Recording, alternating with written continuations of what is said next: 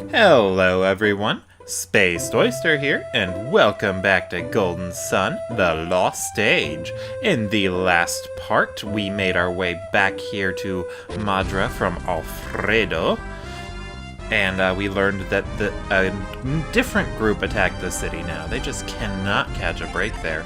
A group called the Kibombo, and they stole Piers' black orb, so Piers went after them, and now we're going to do the same. It's like a huge conga line. Or maybe not so huge. Well, I don't know. If the Kibombo sent a large group, then it would be a conga line. Thoughts for later. Anyway, for now, we will be proceeding accordingly to the Gondowan Cliffs. Dig here, you dig, rough.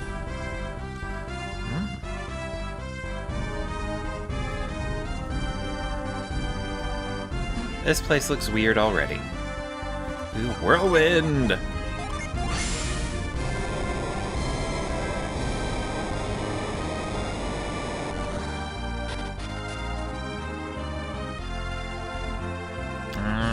This just looks like a campsite. I like that the overworld theme keeps playing in here. I love the overworld theme in this game. Pretty much like all the music. It's all by my boy Sakuraba, which I can't stop singing the praises of, apparently. Alright, next we are gonna scoop!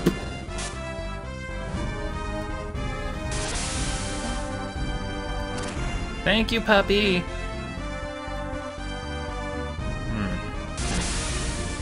I kind of want to get that shroom. I wonder if there's a way for us to get up to it.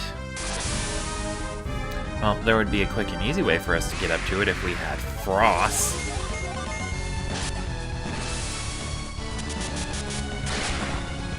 But sadly, the frost pillars Piers likely had to make to get through here didn't stay up. Guess they melted.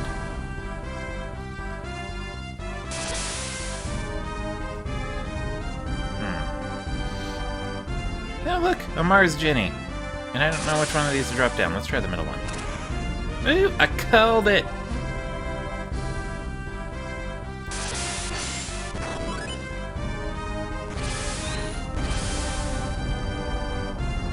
Alright, gonna jump down here. A Wolfkin Club, but she looks more like a cheetah. If that even is a girl, it's so hard to tell. One thing Golden Sun didn't really do all that well is its sprite work. They look very obviously stretched in some places. Not all of them, but a few. Only on the GBA though. The Dark Dawn for the DS, they actually did a very good job designing all the characters and sprites for that one. Another reason, I guess, to recommend Dark Dawn. It gets a lot of flack from the Golden Sun community, myself included, in fact, but it's still a good Golden Sun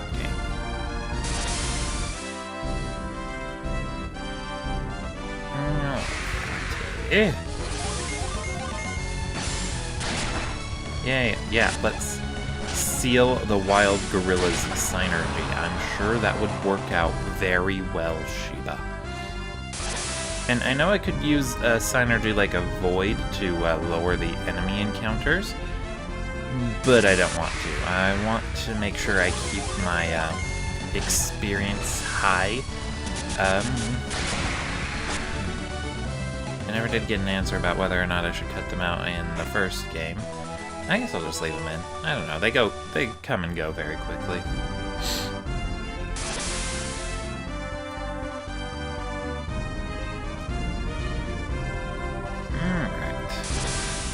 And then across that little rope bridge there, well, it's not really a bridge, it's just a rope. A tightrope walk, well, that is the direction to go, but we head around here first. And we should be able to find that Ginny.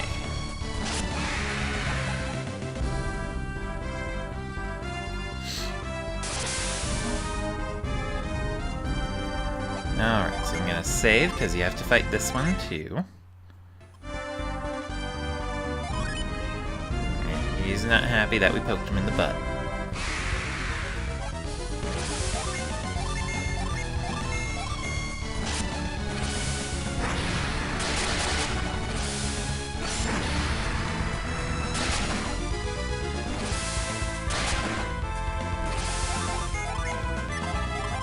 Although, then again, leaving random encounters in is pretty nice, too, because it does allow me to show off weapon unleashes and other neat effects I unlock as I go.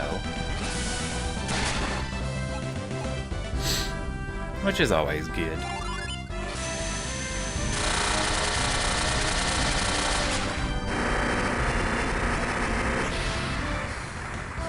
Alright, so we got the Mars Ginny Kindle. Increases all allies' attack.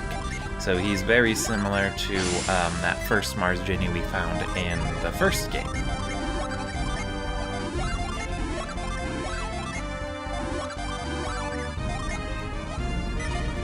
Yeah, Jenna's fallen a little bit behind because of, well, Jinn problems. If you are having a lot of problems with Briggs, then you can go, I guess you could come here and try and get 4 Mars Ginny. Although, you wouldn't be able to make it very far into Kibombo. A laughing fungus. That's the fungus I need to come.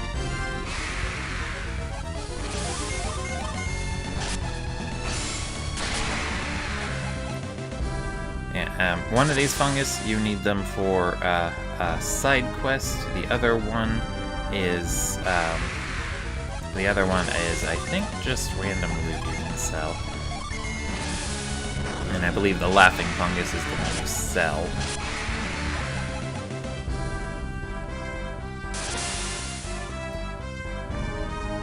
Yeah, I need to get down to there. Oh, okay. We'll have to come back to get the laughing fungus. Because you need frost, and we don't know frost. Killer frost, that is. Sorry, I couldn't resist. Come to think of it, why is it in the DC universe all of the people with ice powers end up being villains? It's a very strange phenomenon.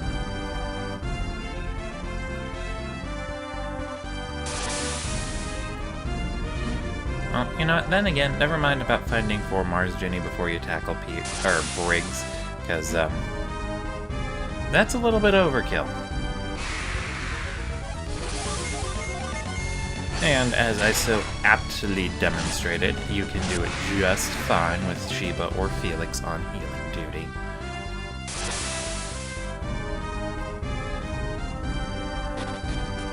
Alright. And we have another Ginny to locate. So I'll just head a little bit up north.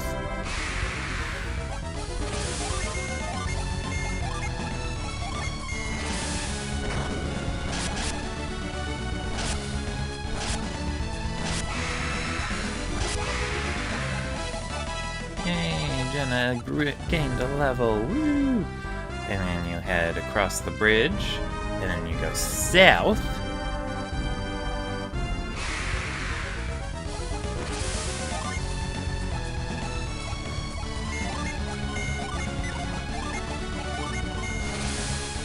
I should heal up Sheba. I keep forgetting about that, but that's A-okay. That is A-okay. Alright. And then I believe we cross this bridge too, and then we should be able to find that genie.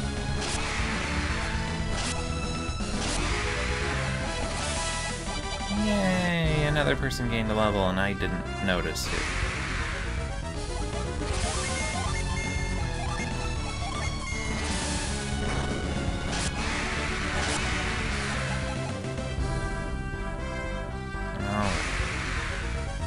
Unless I took a wrong turn. I think I did. You know what? I'll cut ahead to when we've located the genie. So we're out in the wild around here somewhere, but I think I wasn't supposed to cross that second bridge. they fixed fire breath. That was a translation error in the first game. They mistranslated breath as blessing. They fixed it for this game, though. I think I already mentioned that. I don't remember if I did. That'll probably be an annotation if I did. Anyway, yeah, don't cross this bridge that I did up there. You don't cross that one.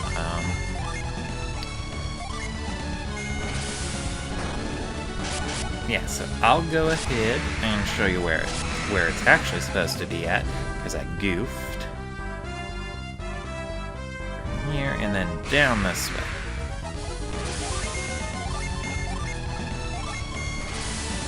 So many wild encounters. And I would turn on Avoid at this point, but that reduces all encounters, not just ones you want to avoid.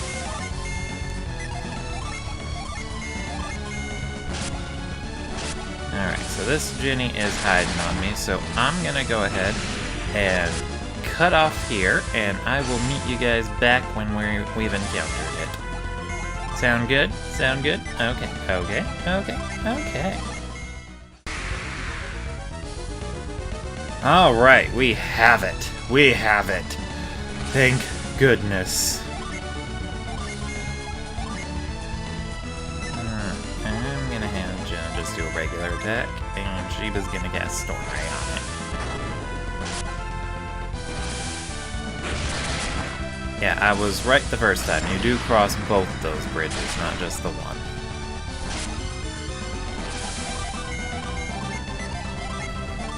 Alright, so one more round of combat. I'll take it down.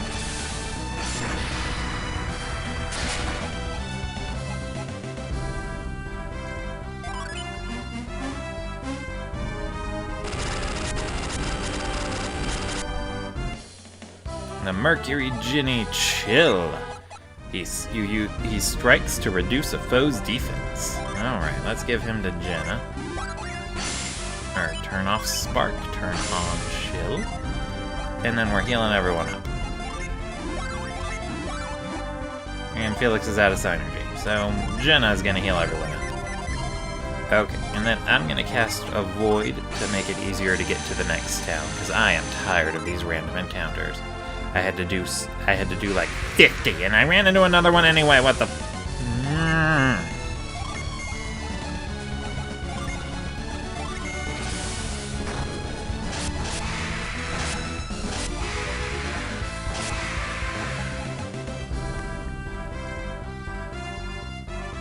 Yeah, what in the? That is a coherent sentence. Don't you bless me, sir.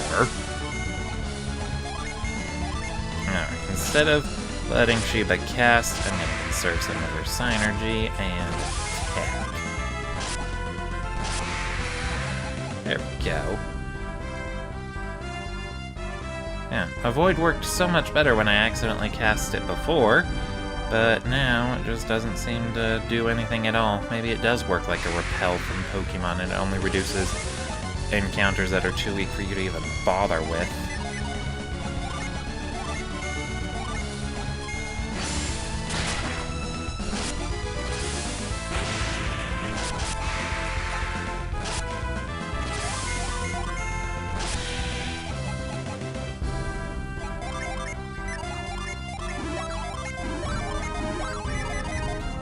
But that's A-okay, because there's a city up there, and we're gonna make it! I hope.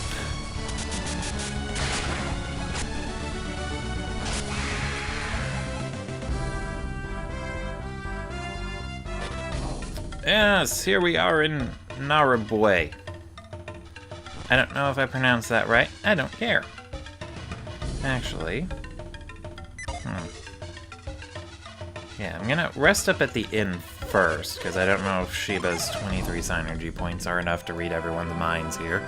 They probably are, but I'm not gonna take that risk.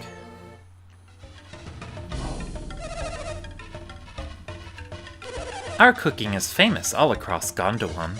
If you find you like it, come back soon. We change our menu every season. Our spices are our secret. Everyone loves spicy food, even if they regret it later. And I'll thump the first person that tries to tell me otherwise. Well, you better thump me, because I hate spicy food. If you like adventure, you should head out west across the river. Oh, wait. With all the rain we've had lately, the river is probably too deep to cross. The river is probably very dangerous right now. It's filled with monsters when the waters are running high.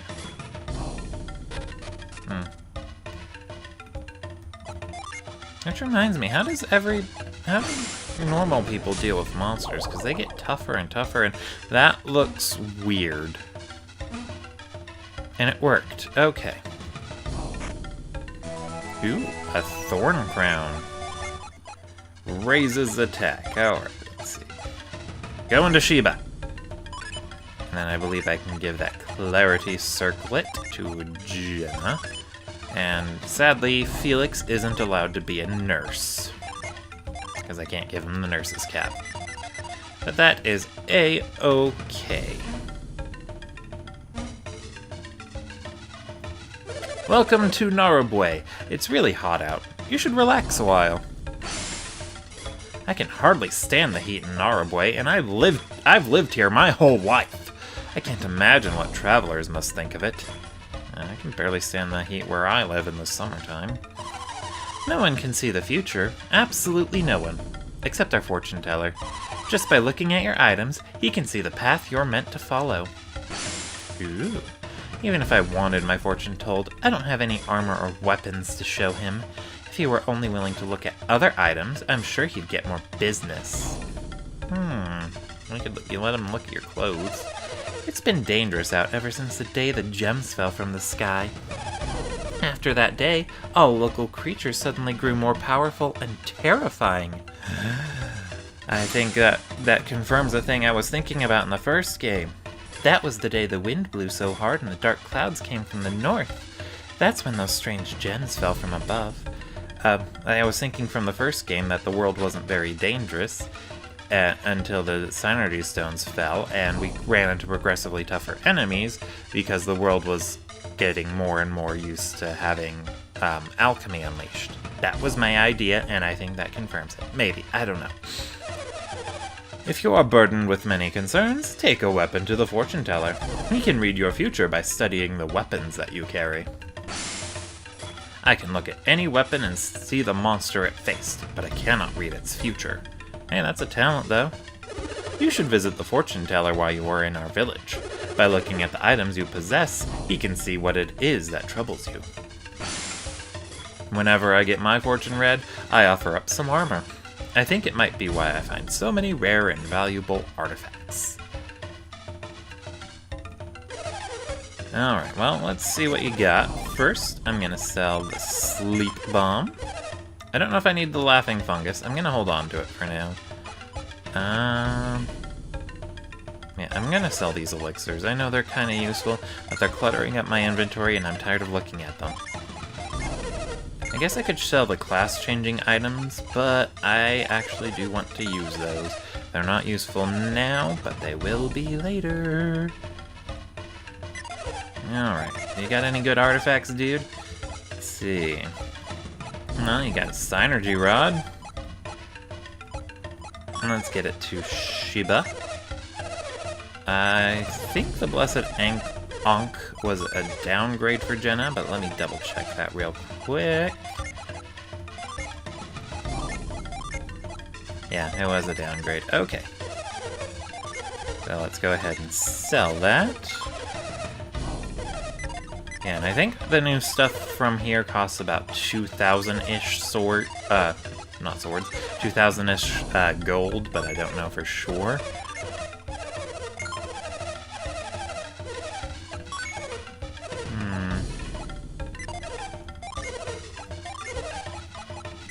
Okay, what about armor? Armor! Nothing new. Silk robes.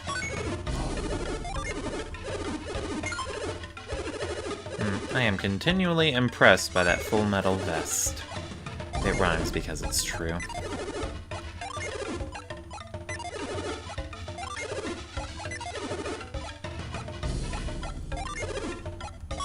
Oops, I did not mean to do that. Well, let's see if it's an upgrade for Sheba, and then it isn't, so I didn't need to buy that. Okay then, let's just sell it. I assumed it was going to be an upgrade, that's why I started to buy it, and then it wasn't. The Kibombo went on an expedition to the east, but they've already returned. Do you know what kind of expedition it was? Yes, it was a raid on a village. What? They crossed over to Indra and attacked a town? The Kibombo are a reckless and dangerous people. Akafubu is almost certainly looking for jewels. I cannot understand why a witch doctor needs so many jewels. On the far side of the river lies a huge mountain we call Magma Rock. It is a sacred place that the gods created long ago. Sometimes you can hear explosions from across the river near Magma Rock. I wonder what's going on over there. Magma, probably. Can you tell me where you have come from? Yeah, sure, why not? Angara? That is a land far to the north, is it not? I've heard that when it is hot here, it is cold in Angara. The world is a strange place. The warrior who passed through here earlier said he came from an isle in the middle of the sea. Ooh. Interesting. I am but a humble pilgrim, serving the greater good in the heart of Gondowan. Travelers should know that even in this wild land, aid is not far off. Anywhere I can do some good, I will serve without complaint. Although, it would be nice if it were a little cooler here. I'll just wait for winter. I would not venture far north of here if I were you. It is awful to the north of Narubwe. It is hotter and the creatures are fierce. And worst of all, that's where the Kibombo are. We have to go north. You don't plan on going to Kibombo, do you, mister? Yes, I do. Well, you'll have to find a path through the Kibombo Mountains to get there. The Kibombo warriors keep a close watch on the pass. They won't let you through. To get to Kibombo, you have to cross over the Kibombo Mountains. I seem to recall my grandfather telling me about a way past the guards. The fortune teller lives in the highest house in Narubwe. He is the closest thing we have to a mayor. The fortune teller in Narubwe has quite a reputation. His predictions are so accurate. He's always done them for us alone, so I don't understand how he got so famous. I think that's actually also similar to how Native American groups worked in the age of colonialism. Like, I think they didn't have actual, like, chiefs and stuff, some of them anyway, so they just picked who they thought was the most important person in their group, which would be people like fortune tellers, medicine men, things like that. We're a small village, but if we all cooperate, we can get almost anything done. As long as we listen to the words of the fortune teller, we won't have any worries. When I climbed the Kibombo Mountains, I had to find a path the Kibombo didn't know about. I remember when I found that path above the pass. Not even the Kibombo knew about it. I'm not even sure I could find the way to the higher pass anymore. Unfortunate. What is fortunate is we have Whirlwind.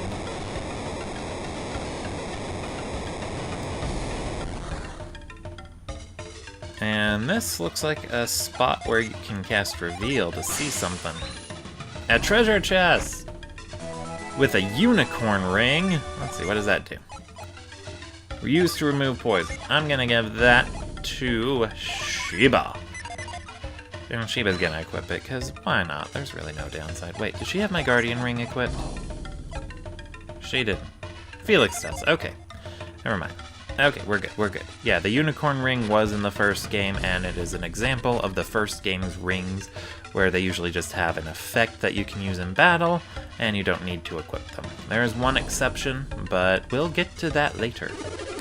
When Oe was their witch doctor, the Kibombo were much more peaceful. Akafubu took over when Oea... I'm gonna call him Oreo. When Oreo passed on, and he is responsible for their warlike ways. Kibombo magic was once widely respected. Now, it is merely feared.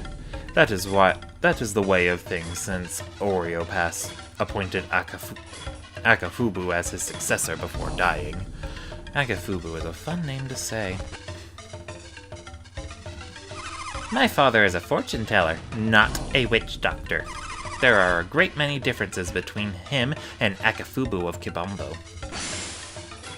My father may not be a witch doctor, but he could easily defeat Akafubu. By painting our bodies, we bring about good luck. You should try it too. Body painting also protects us from the magic of the witch doctor, or so I'm told. If you desire a reading, stand before the table.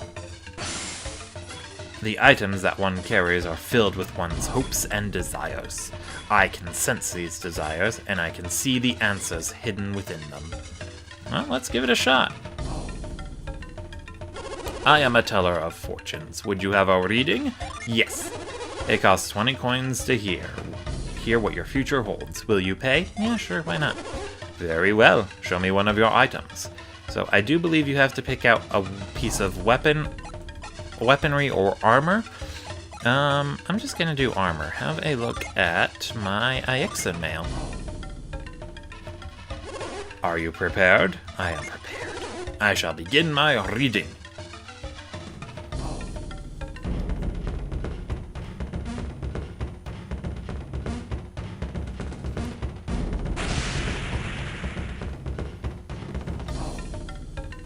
I see. From the garb you have placed before me, I sense the presence of the one you await. To the north, inside the sacred icon, the one you seek awaits. Yeah, letting him look at armor gives you hints to Jinn locations, so if you're ever having trouble, just visit Narubwe. Alright, I believe we've done everything we need to, so...